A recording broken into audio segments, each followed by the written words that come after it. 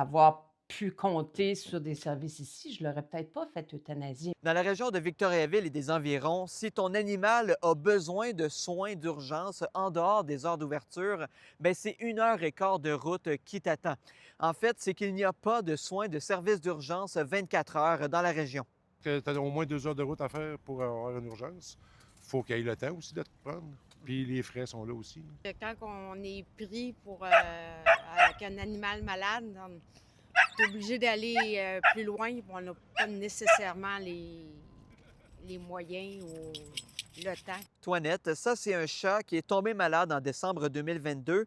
Sylvie Lemelin a dû faire plus d'1 heure de route pour faire soigner son animal parce que c'était la fin de semaine. Elle a finalement dû la faire euthanasier. J'espère que ça m'arrivera jamais avec un humain, une histoire comme ça, mais on a encore des services d'urgence en région pour les humains. Il faudrait que ce soit la même chose pour les chats, je pense, ou les chiens ou autres animaux. Et l'Association des médecins vétérinaires du Québec comprend la déception des gens de ne pas avoir ce service-là dans la région. Leur présidente explique qu'il y a en fait 2 facteurs qui peuvent expliquer ça, le manque de personnel et l'avancée des technologies.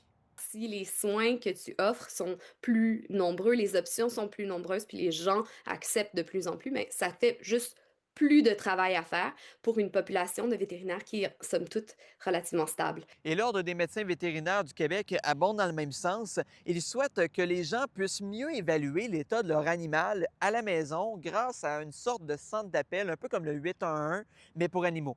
Mais bon, pour ça, il faudra s'armer de patience.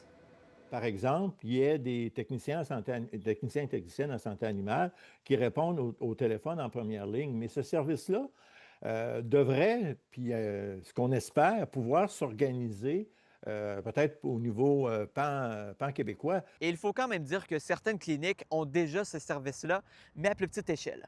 Et dernière information, les vétérinaires ont l'obligation de vous offrir une alternative s'ils ne peuvent pas offrir les soins à votre animal.